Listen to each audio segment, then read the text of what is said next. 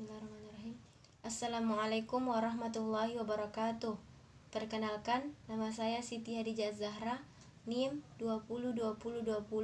2020203870232038. Baik, saya akan menjelaskan materi yang telah dipelajari selama 7 pertemuan.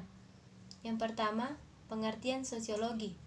Sosiologi ialah salah satu cabang bidang ilmu sosial yang bukan semata-mata metodologi, yang hanya dipergunakan untuk menggali ilmu pengetahuan secara abstrak, melainkan sosiologi juga menjadi ilmu terapan. Sosiologi mempelajari pola-pola hubungan antara manusia, baik secara individu maupun kelompok, seperti nilai dan norma serta kebiasaan yang dianut oleh manusia dalam kehidupan sosialnya. Adapun pengertian agama, secara harfiah, agama yang terbentuk dari dua kata, yakni tidak dan gama kacau, memiliki makna tidak kacau atau keteraturan. Menurut KBBI, agama dimaknai sebagai sistem yang mengatur tata keimanan atau kepercayaan dan peribadatan pada Tuhan Yang Maha Kuasa dan kaidah yang berhubungan dengan pergaulan manusia lainnya. Munculnya kajian sosiologi agama.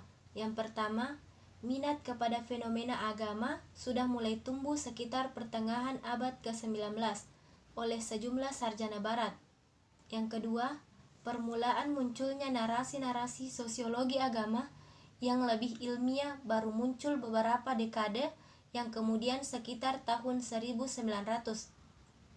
Yang ketiga, agama memiliki keterkaitan dengan berbagai aspek kehidupan, seperti keluarga, masyarakat, ekonomi, dan politik. Hubungan dialektis antara agama dan aspek sosial itulah yang mendorong perhatian sosiolog untuk mengkaji sosiologi agama. Objek kajian sosiologi agama ada dua. Yang pertama, material.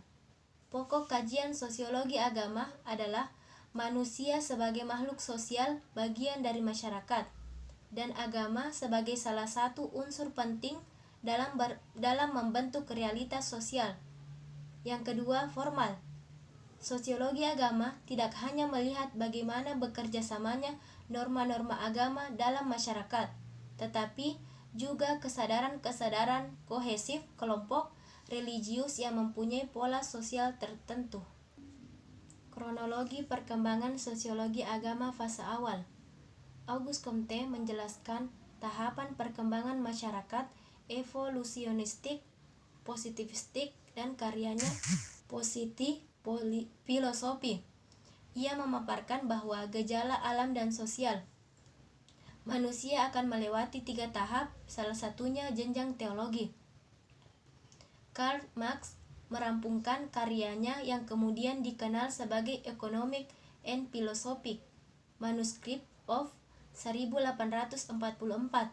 Karya ini merupakan kerangka pemikiran humanistik Marx muda.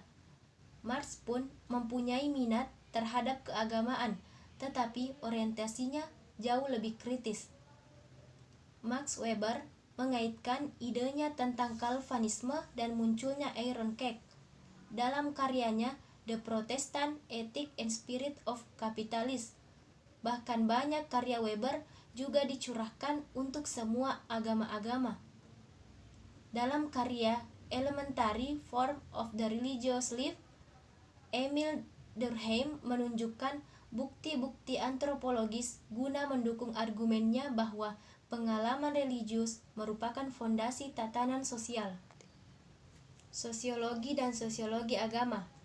Sosiologi turut memberikan penjelasan penting tentang fenomena keberagaman masyarakat. Secara sosiologis, konsep agama terdiri atas berbagai simbol, citra, kepercayaan, serta nilai-nilai spesifik tempat makhluk manusia menginterpretasikan eksistensi mereka.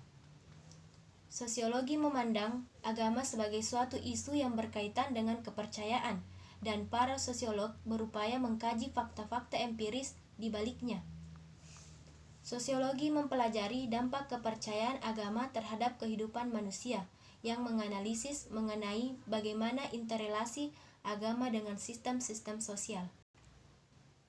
Ada 3 tahap teori yang digagas oleh Auguste Comte.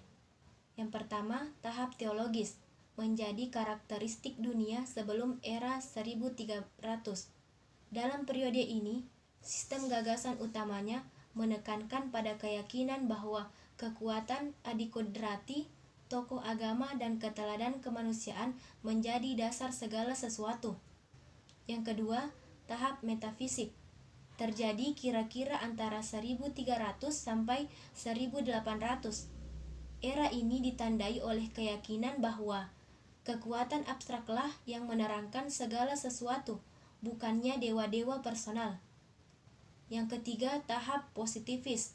Pada tahun 1800, dunia memasuki tahap positivistik yang ditandai oleh keyakinan terhadap ilmu sains atau science.